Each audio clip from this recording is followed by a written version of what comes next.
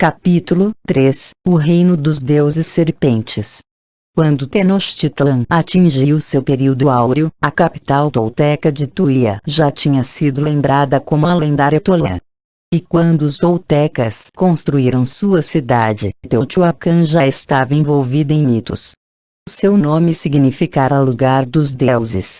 Segundo as narrativas astecas, era exatamente isso que o local tinha sido. Diziam elas que, no tempo em que as calamidades se abateram sobre a terra e a terra ficou na escuridão porque o sol não apareceu, apenas em Teotihuacan havia luz, pois uma chama divina permanecia queimando lá. Os deuses, preocupados com o fenômeno, reuniram-se em Teotihuacan para decidir o que fazer. Quem governará e dirigirá o mundo? Perguntavam uns aos outros. Para responder, em seguida, a menos que possamos fazer o sol aparecer. Pediram, então, um voluntário entre os deuses para se jogar sobre a chama divina e com esse sacrifício trazer de volta o sol. O deus Tecocistecatl se ofereceu como voluntário. Envergando seu traje brilhante, ele avançou para a chama, mas a cada vez que se aproximava do fogo, recuava, perdendo a coragem. O deus Nanauatzin se ofereceu para tomar seu lugar e sem hesitar saltou sobre a chama. Envergonhado, Tecocistecatl seguiu atrás, mas caiu apenas na fímbria da chama. Enquanto os deuses eram consumidos pelo fogo, o sol e a lua reapareceram no céu. Porém, embora pudessem ser vistas, as duas fontes de luz permaneciam imóveis no céu. Segundo uma das versões, o sol começou a mover-se depois de uma boa flechada. Outra, no entanto, diz que o astro retomou o movimento quando o deus do vento soprou sobre ele. Depois que o sol terminou seu movimento, a lua também começou a mover-se. Assim, o ciclo do dia e da noite recomeçou e a terra foi salva. A história está intimamente ligada com os monumentos mais renomados de Teotihuacan, a Pirâmide do Sol e a Pirâmide da Lua. Uma versão diz que as duas pirâmides foram construídas para homenagear os dois deuses que se sacrificaram. Outra versão afirma que as pirâmides já existiam quando o evento aconteceu e que os deuses saltaram para o fogo divino do alto das pirâmides. Qualquer que seja a lenda, o fato é que a Pirâmide do Sol e a Pirâmide da Lua ainda estão lá. O que há poucas décadas eram montes cobertos de vegetação, agora erguem-se majestosamente a apenas 50 quilômetros ao norte da cidade do México, transformando-se em atração turística. Estas pirâmides, elevando-se num vale cujas montanhas circundantes agem como pano de fundo para um cenário eterno, forçam os olhos dos visitantes a seguir além. Os monumentos sugerem poder, sabedoria, engenhosidade, revelam uma linha entre a terra e o céu.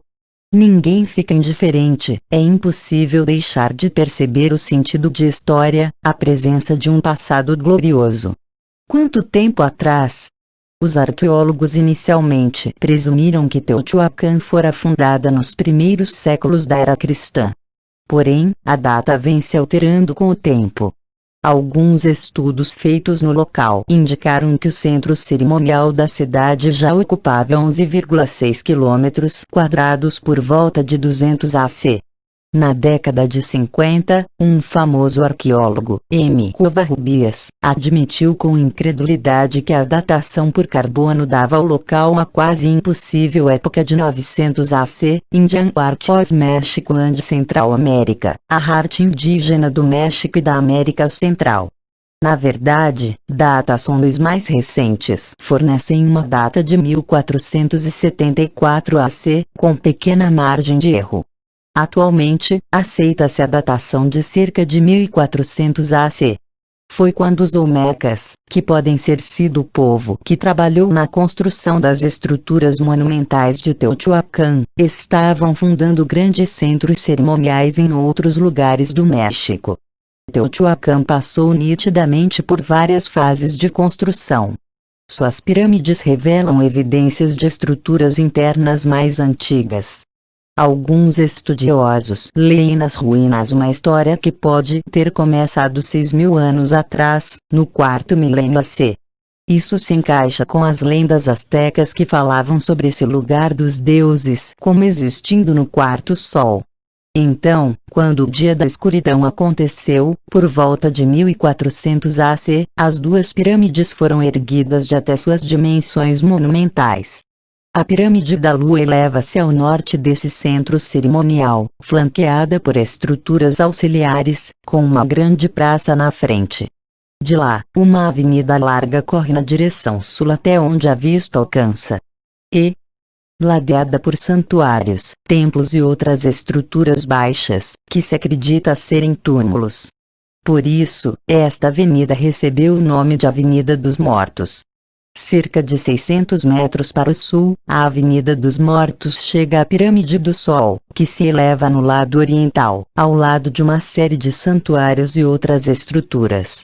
Além da Pirâmide do Sol, mais 900 metros para o sul, chega-se à Cidadela, um quadrilátero que contém, no lado oriental, a terceira pirâmide de Teotihuacan, chamada Pirâmide de Quetzalcoatl. Sabe-se hoje que em frente à Cidadela, do outro lado da Avenida dos Mortos, existia mais um quadrilátero. Ele servia como centro administrativo e comercial. A avenida continua em direção sul. O mapeamento de Teotihuacan encontrou, ao sul da Pirâmide do Sol, uma marca cinzelada nas rochas na forma de uma cruz no interior de dois círculos concêntricos. Outra marca similar foi encontrada a 3 quilômetros para o oeste, na encosta de uma montanha. Uma linha unindo as duas marcas indica precisamente a direção do eixo leste-oeste. Os outros braços da cruz recaem na orientação norte-sul. Os pesquisadores concluíram que eram as marcas utilizadas pelos construtores da cidade, mas não ofereceram explicações sobre os instrumentos utilizados na antiguidade para traçar uma linha entre dois locais tão distantes. Outros fatos evidenciam que o centro cerimonial foi orientado e projetado intencionalmente. O primeiro deles é que o rio Sanfejan, que corre pelo vale de Teotihuacan, teve seu curso desviado deliberadamente no local onde cruza o centro cerimonial. Os canais artificiais que desviaram suas águas para a Cidadela, ao longo do quadrilátero, seguem paralelos ao eixo leste-oeste e, depois de duas curvas em ângulos retos, voltam-se para a avenida que corre para o oeste. O segundo, é que os dois eixos não coincidem diretamente com os pontos cardeais. Eles apresentam um desvio para sudoeste de 15,5 graus. Estudos demonstraram que isso não foi acidente, ou erro de cálculo dos antigos construtores. A.F. Avni, Astronomia na Anciente Mesoamérica, Astronomia na América Central Antiga, chamou de orientação sagrada esse desvio. Tanto que centros cerimoniais mais recentes, como o de Tuia e outros, também mostram essa orientação, ainda que ela não fizesse sentido em seus locais de construção. Sua conclusão é de que ela foi seguida na construção de Teotihuacan para permitir observações no céu em determinadas datas importantes do calendário. Zélia Nuttall, num documento apresentado ao 22º Congresso Internacional de Americanistas, Roma, 1926, sugeriu que essa orientação fora determinada pela passagem do Sol pelo zênite do observador, fenômeno que ocorre 2 vezes por ano, quando o Sol parece deslocar-se de norte para sul, depois retorna. Se o propósito das pirâmides fosse a observação astronômica, seu formato, pirâmides com degraus, equipadas com escadarias, levando a presumíveis templos observatórios na plataforma do cimo, faria sentido. Entretanto, como fortes evidências sugerem que o que conhecemos atualmente são as camadas exteriores, mais recentes, das 2 maiores pirâmides, como foram descobertas pelos arqueólogos, não se pode afirmar, com certeza, que o propósito original dessas pirâmides fosse esse. A possibilidade, e até mesmo a probabilidade, de que as escadarias fossem uma adição posterior pode ser confirmada pelo fato de que o primeiro estágio da grande escadaria da Pirâmide do Sol é inclinado e não alinhado com a orientação da pirâmide. Das 3 pirâmides de Teotihuacan, a menor é a de Quetzalcoatl, na Ciudadela. Uma adição posterior foi parcialmente escavada para revelar a construção original em degraus. A fachada parcialmente exposta mostra decorações esculpidas, nas quais o símbolo da serpente de Quetzalcoatl se alterna com o rosto estilizado de Tlaloc contra um fundo de águas onduladas. Essa pirâmide remonta ao tempo dos toltecas, e é parecida com muitas pirâmides mexicanas. As 2 pirâmides maiores, ao contrário, apresentam ausência total de adornos. São de tamanho e formas diferentes, destacando-se pela solidez e antiguidade. Em todos os aspectos lembram as grandes pirâmides de Gizé, que também diferem de todas as pirâmides egípcias subsequentes. As últimas foram construídas pelos faraós, enquanto as de Gizé foram construídas pelos deuses. Talvez seja o caso de Teotihuacan, pois as evidências arqueológicas apoiam as lendas sobre como a Pirâmide do Sol e a Pirâmide da Lua surgiram. Embora as 2 grandes pirâmides de Teotihuacan, para permitir seu uso como observatório, tenham sido construídas com degraus, encimadas por plataformas e equipadas com escadarias, como os zigurates mesopotâmicos, não há dúvida que seus arquitetos estavam familiarizados com as pirâmides de Gizé, no Egito. Exceto pelo ajuste da forma exterior, estas construções imitam as pirâmides peculiares de Gizé. Há uma semelhança impressionante. A segunda pirâmide em Gizé é menor do que a grande pirâmide. Mas seus picos se elevam à mesma altura em relação ao nível do mar, porque a segunda pirâmide foi construída em terreno mais elevado. O mesmo se dá em Teotihuacan, onde a Pirâmide da Lua, menor, foi construída em terreno cerca de 10 metros mais elevado que a Pirâmide do Sol, fazendo com que os picos de ambas estejam na mesma altura em relação ao nível do mar. As semelhanças são mais fortes, ainda, entre as 2 pirâmides maiores. Ambas foram construídas sobre plataformas artificiais. Os lados possuem quase a mesma medida. Cerca de 230 metros, em Gizé, e 227 metros, em Teotihuacan. A última caberia exatamente na primeira. Embora essas correspondências sugiram uma ligação oculta entre os 2 conjuntos de pirâmides, não podemos ignorar as diferenças consideráveis entre elas. Na grande pirâmide de Gizé foram usados grandes blocos de pedra, cuidadosamente trabalhados e unidos sem argamassa, pesando um total de 7 milhões de toneladas e apresentando um volume de 2.604.000 metros cúbicos. A Pirâmide do Sol foi construída com tijolos de argila, adobe, pedregulhos e cascalho, unidos por uma camada de pedras brutas e estuque, apresentando um volume de apenas 280.000 metros cúbicos. A Pirâmide de Gizé contém um complexo interno de corredores, galerias e câmeras preciso e delicado. A Pirâmide de Teotihuacan não parece apresentar estruturas internas. A pirâmide egípcia eleva-se a uma altura de 146 metros, enquanto a Pirâmide do Sol atinge apenas 76 metros. A Grande Pirâmide possui 4 lados triangulares que se elevam num ângulo difícil de 52 graus. As 2 em Teotihuacan foram construídas em estágios, apoiados um sobre o outro, com lados que se inclinam para dentro, começando com uma inclinação de 43,5 graus. As significativas diferenças refletem os diferentes períodos e propósitos de cada conjunto de pirâmides. Mas na última delas, fato não percebido pelos pesquisadores anteriores, está a chave para a resolução de alguns enigmas. O ângulo inclinado de 52 graus existe no Egito apenas nas pirâmides de Gizé, que não foram construídas por Quéops, ou outro faraó, como ficou provado nos livros anteriores das crônicas terrestres, mas pelos deuses do Antigo Oriente Médio, como faróis de aterrissagem no espaçoporto da Península do Sinai.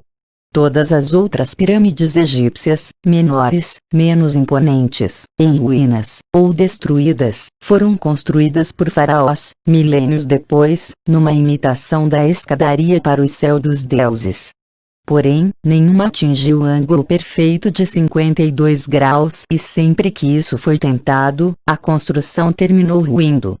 A lição foi aprendida quando o faraó Sneferu, cerca de 2650 AC, iniciou sua tentativa de glória monumental. Numa análise brilhante desses acontecimentos antigos, K. Mendelssohn, The History of the Pyramids, O Enigma das Pirâmides, diz que os arquitetos de Sneferu estavam construindo a segunda pirâmide em Dashur quando a primeira, construída em Maibum, em ângulo de 52 graus, desabou. Eles, então, apressadamente, alteraram o ângulo de inclinação da pirâmide de Dashur para um patamar mais seguro de 43,5 graus, no meio da construção. Isso resultou num formato estranho, originando o nome pirâmide torta. Ainda determinado a deixar para a posteridade uma verdadeira pirâmide, Sneferu mandou construir uma terceira pirâmide nas cercanias. Ela é agora chamada de Pirâmide Vermelha, pela cor de suas pedras, e eleva-se em ângulo de 43,5 graus. Mas, nesse recuo para a segurança, os arquitetos de Sneferu voltaram a utilizar uma escolha feita há mais de um século antes, cerca de 2700 AC, pelo faraó Zoser. Sua pirâmide, a mais antiga construída pelos faraós, que pode ser vista ainda hoje em Saqqara, era construída em 6 degraus com ângulo de 43,5 graus. Seria apenas coincidência que a Pirâmide do Sol e a Grande Pirâmide de Gizé tenham as mesmas medidas, na base. Talvez. Seria puro acaso que o ângulo preciso de 43,5 graus, adotado pelo faraó Zoser, e aperfeiçoado em sua pirâmide de degraus, fosse o mesmo em Teotihuacan. Duvidamos. Enquanto um ângulo mais inclinado, vamos dizer 45 graus, poderia ter sido obtido por um arquiteto não sofisticado, dividindo em duas partes o ângulo reto, o ângulo de 43,5 graus resultou, no Egito, de um sofisticado cálculo, baseado no fator π, 3,1416, que é a relação do perímetro de um círculo com seu diâmetro. O ângulo de 52 graus das pirâmides de Gizé exigiam familiaridade com esse fator.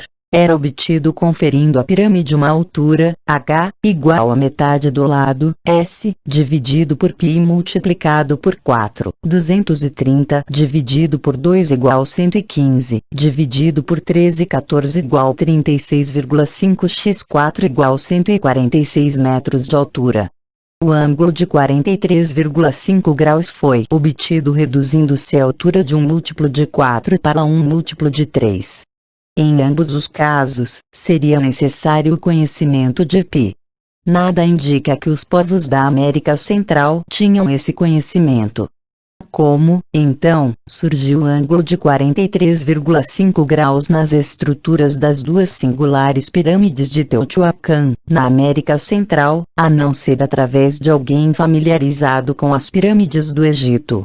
As pirâmides do Egito, com exceção da singular Grande Pirâmide de Gizé, estavam equipadas com uma passagem inferior, que geralmente se inicia na borda, ou perto da base, e continua sob elas. Alguém atribuiria a uma simples coincidência o fato de que existe tal passagem sob a Pirâmide do Sol. A descoberta acidental foi feita em 1971, depois de chuvas torrenciais. Bem em frente à escadaria central da pirâmide, uma passagem subterrânea aflorou. Continha degraus antigos que conduziam cerca de 6 metros para baixo, para a entrada de uma passagem horizontal. Os escavadores concluíram que era uma caverna natural, artificialmente alargada e melhorada, correndo por sobre o leito de pedra onde a pirâmide fora construída. Esses melhoramentos intencionais são evidenciados pelo fato de que o teto é feito de blocos de pedra sólida e que as paredes dos túneis foram uniformizadas com gesso. Em vários pontos, ao longo dessa passagem subterrânea, paredes de adobe dirigem o trajeto em ângulos agudos. A cerca de 50 metros dessa antiga escadaria, o túnel se transforma em duas câmaras alongadas, como asas estendidas. É um local situado exatamente sob o primeiro degrau da pirâmide. De lá, a passagem, com aproximadamente 2 metros de altura, continua por mais de 60 metros. Nessa parte interna a construção fica mais complexa, com o uso de materiais diversos. O assoalho, disposto em segmentos, era feito pelo homem. Canos para drenagem eram dispostos para um propósito desconhecido, talvez ligando-se com algum curso subterrâneo, agora extinto. Finalmente, o túnel termina sob o quarto estágio da pirâmide numa área oca que parece uma folha de trevo, apoiada por colunas de adobe e blocos de basalto. Qual seria o propósito dessa estrutura subterrânea? Desde que as paredes de segmentação foram danificadas antes da descoberta em nossos tempos modernos, não é possível dizer se os restos de vasos de cerâmica, lâminas de obsidiana e cinzas de carvão pertencem à fase mais antiga do uso do túnel. Mas o questionamento sobre as finalidades de Teotihuacan, além da observação do céu, foi reforçado com outras descobertas. A Avenida dos Mortos parece estender-se como uma pista homogênea, desde a Praça da Pirâmide da Lua até o horizonte sul. Porém, esse curso uniforme é interrompido numa secção situada entre a Pirâmide do Sol e o rio San Juan. A inclinação geral da Pirâmide da Lua para a Pirâmide do Sol é ainda mais acentuada nesse ponto da avenida. Estudos feitos no local mostraram que essa inclinação foi conseguida com o corte deliberado da rocha original. Além do mais, o desnível entre a Pirâmide da Lua até um ponto além da cidadela é de cerca de 30 metros. Ali, 6 fragmentos foram criados pela adição de muros duplos, perpendiculares à avenida. A cavidade da avenida é mais adiante alinhada com paredes e estruturas mais baixas, resultando em 6 compartimentos semi-subterrâneos, abertos para o céu. As paredes perpendiculares são dotadas de comportas ao nível do solo. Tudo indica que todo o complexo servia para canalizar a água, que fluía ao longo da avenida. O fluxo poderia ter sua origem na Pirâmide da Lua, onde um túnel subterrâneo foi encontrado ao redor da estrutura, ligado de alguma maneira ao túnel subterrâneo da Pirâmide do Sol. A série de compartimentos retinha, e eventualmente liberava, a água de um para o outro até que o fluxo atingisse o canal desviado do rio San Juan. Poderia esse fluxo artificial de águas correntes ter sido o motivo pelo qual a decoração da fachada da pirâmide de Quetzalcoatl fosse como águas onduladas, numa região situada no interior, a centenas de quilômetros de qualquer oceano? A associação desse local com a água foi corroborada pela descoberta de uma grande estátua em pedra de Xalcitliqui, a deusa das águas e esposa de Tlaloc, o deus da chuva. A estátua, que pode ser vista agora no Museu Nacional de Antropologia, na Cidade do México, foi descoberta no centro da Praça da Pirâmide da Lua. Em suas representações, a deusa, cujo nome significa Dama das Águas, geralmente é mostrada usando uma saia de jade decorada com conchas marítimas. Seus adornos eram brincos de turquesa, colar de jade, ou de outras pedras verde azuladas, de onde pendia um medalhão de ouro. A estátua repete esses trajes e elementos decorativos e parece ter portado um medalhão de ouro, incrustado na cavidade apropriada, que teria sido removido por ladrões. Suas representações frequentemente a mostravam usando uma coroa de serpentes, ou enfeitada com elas, indicando que ela teria sido um dos deuses serpente dos mexicanos. teria sido Teotihuacan construída como um tipo de instalação para distribuir água utilizada em algum processo?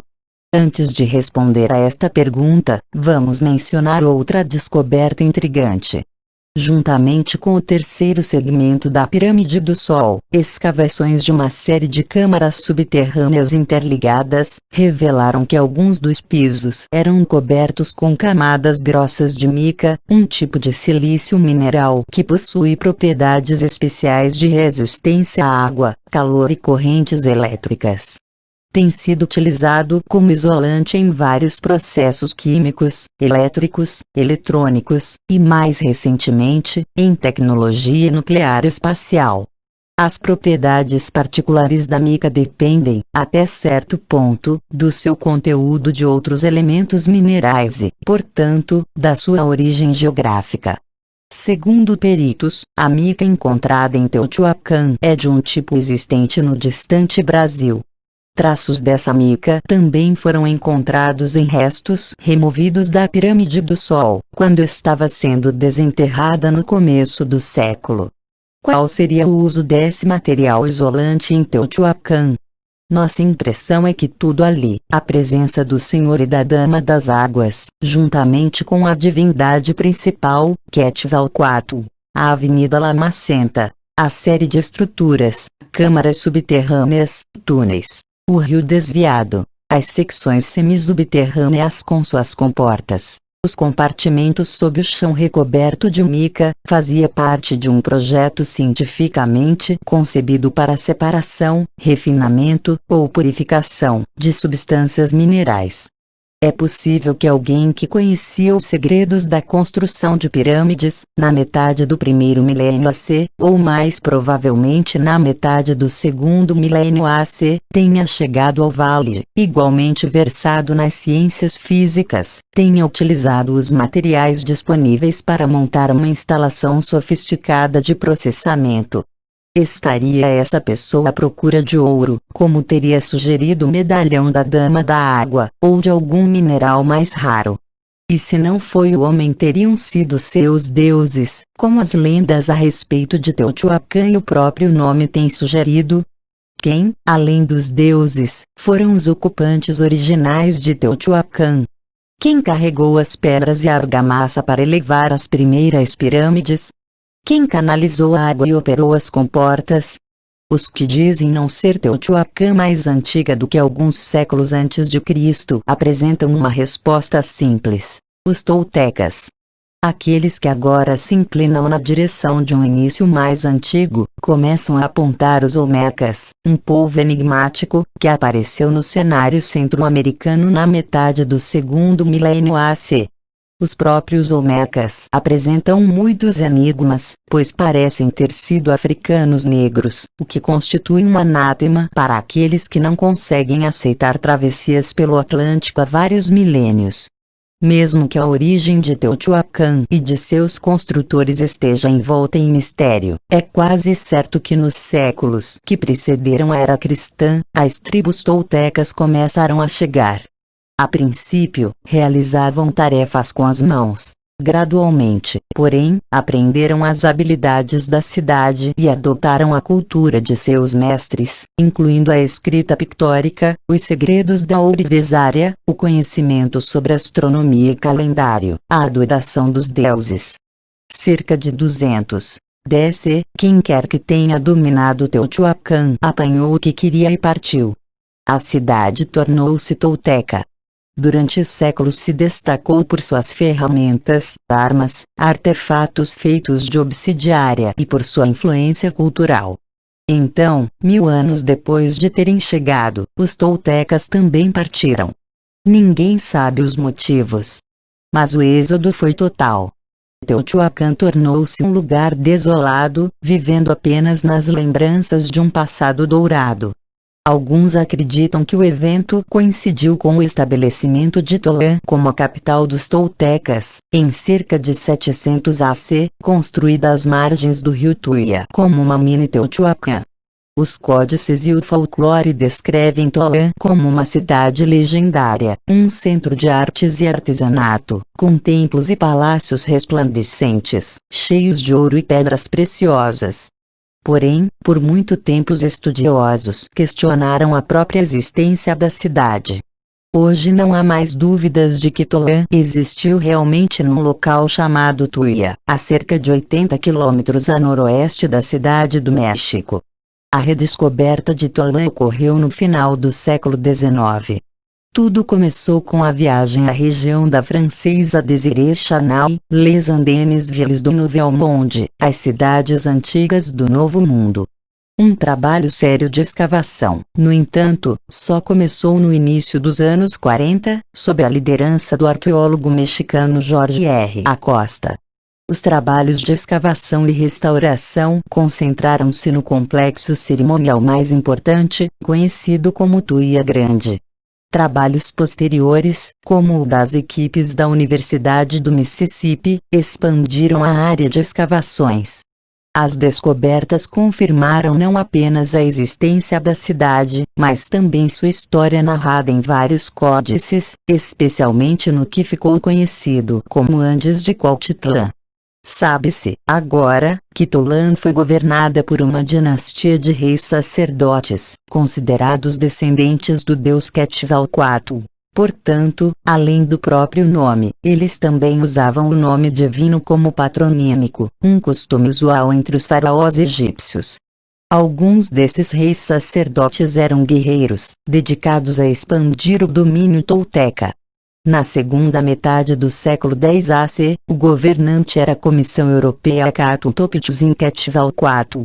Seu nome e sua época foram determinados por meio de um retrato, acompanhado por uma data equivalente a 968 AC, que ainda pode ser observado numa pedra junto à cidade. Foi no seu reinado que irrompeu um conflito religioso entre os toltecas.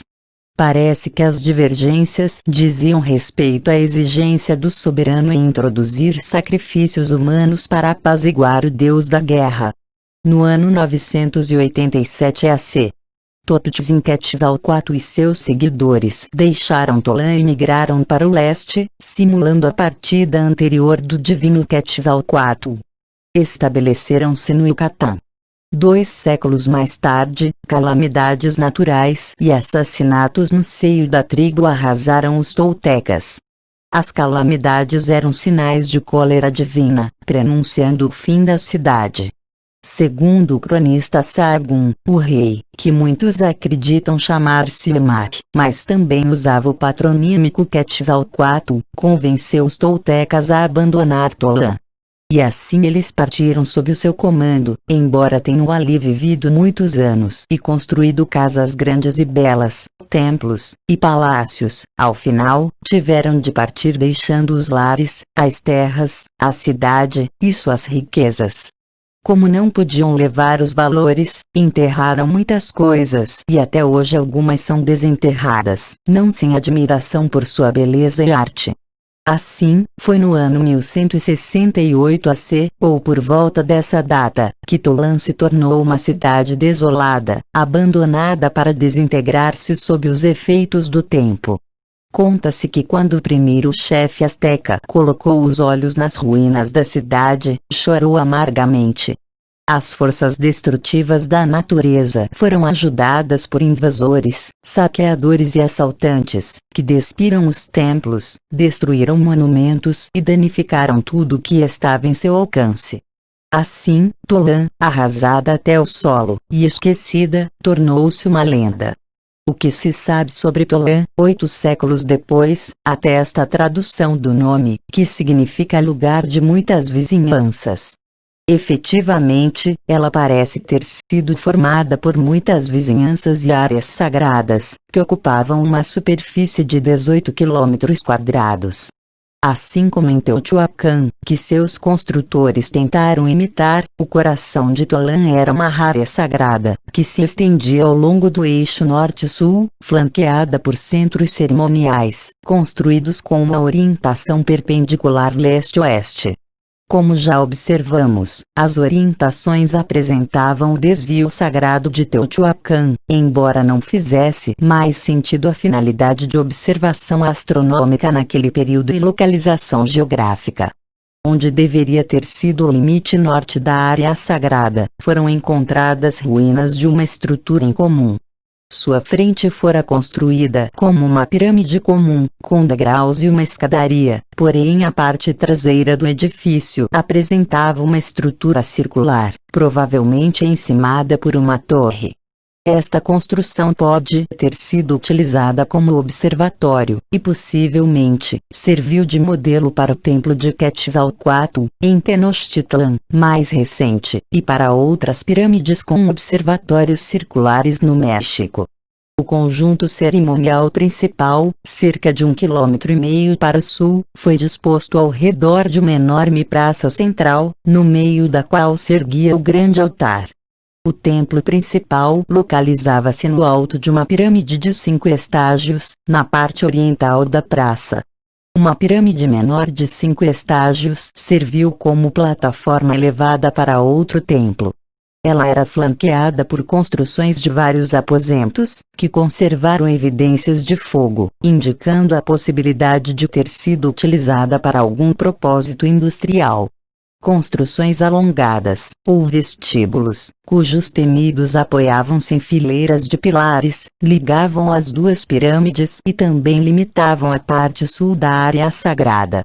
Um campo esportivo para a prática do jogo sagrado Tlachtli completava a parte oeste da praça, ilustração elaborada com base nos dados do arqueólogo P. Salazar Ortegon. Entre este conjunto de Tuia Grande e o limite norte da área sagrada, evidentemente existiam outras estruturas e grupos de edifícios. Uma nova quadra de jogo foi descoberta. Nos edifícios, porém, foram encontradas poucas estátuas em pedra. Entre elas, incluíam-se algumas imagens de animais, como o familiar coiote, uma espécie desconhecida de tigre, além de um deus reclinado, chamado Xacmol. Os toltecas também esculpiam estátuas de seus líderes, representando-os como homens de baixa estatura. Outros, trajados como guerreiros, segurando na mão esquerda o aiu-aiu, um tipo de arma, um lançador curvo de setas ou lanças, foram representados em relevos na face de colunas de secção quadrada, tanto de perfil, quanto de costas. Quando Jorge R. Acosta começou um trabalho arqueológico metódico e constante, na década de 40, dirigiu sua atenção para a Grande Pirâmide. Localizada em frente ao altar principal, era óbvio seu uso para astronomia. O que gerou dúvidas, na época, foi o nome dado pelos trabalhadores nativos ao monte desolado que a abrigava. É o tesouro, o tesouro.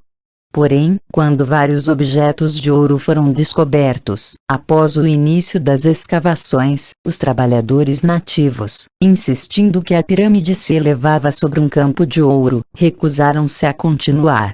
Realidade ou superstição, o resultado é que os trabalhos cessaram e nunca mais foram retomados, escreveu Acosta. As atenções, então, se voltaram para a pirâmide menor, chamada, no início, de Pirâmide da Lua, depois de Pirâmide B, ultimamente, de Pirâmide de Quetzalcoatl. Essa designação se originou do longo nome nativo dado ao monte, Senhor da Estrela da Manhã, presumivelmente, um dos epítetos de Quetzalcoatl, que poderia ser comprovado, também, pelos restos de gesso colorido e baixos relevos adornando a pirâmide, cujos motivos principais referiam-se à serpente emplumada. Os arqueólogos, ao encontrar fragmentos de duas colunas circulares, com a imagem da serpente emplumada, concluíram também que elas poderiam ter servido como portal de entrada do templo sobre essa pirâmide. O maior tesouro arqueológico, no entanto, foi localizado quando Acosta percebeu que o lado norte da pirâmide fora mexido antes da chegada dos espanhóis. Um agregado em forma de rampa parecia correr pelo meio da face, em lugar da inclinação em degraus. Escavando ali, os arqueólogos descobriram que uma vala fora cortada naquela face, penetrando no interior da construção. A vala, tão profunda quanto a pirâmide, fora usada para enterrar grande número de esculturas em pedra. Ao serem retiradas e montadas, foram encontrados fragmentos das colunas circulares do portal, 4 colunas quadradas, que se acredita serem suportes do telhado do templo sobre a pirâmide, e 4 estátuas humanas colossais, com mais de 5 metros de altura, conhecidas como os Atlantes. Acredita-se que tenham servido como cariátides, esculturas utilizadas como pilastras para segurar o teto ou as suas vigas, e foram reerguidas pelos arqueólogos sobre a pirâmide quando se completou o trabalho de restauração. Cada um dos Atlantes apresenta 4 secções esculpidas para se encaixarem. A parte superior formava a cabeça da estátua, representando os gigantes usando um cocar de penas, mantidas juntas por uma faixa decorada com motivos estelares, com 2 objetos alongados cobrindo as orelhas. Os traços fisionômicos não foram identificados e até hoje desafiam comparações com quaisquer tipos raciais conhecidos. Porém, embora as 4 faces apresentem a mesma expressão distante, um exame mais acurado revela diferenças individuais sutis. O torso é composto por 2 secções.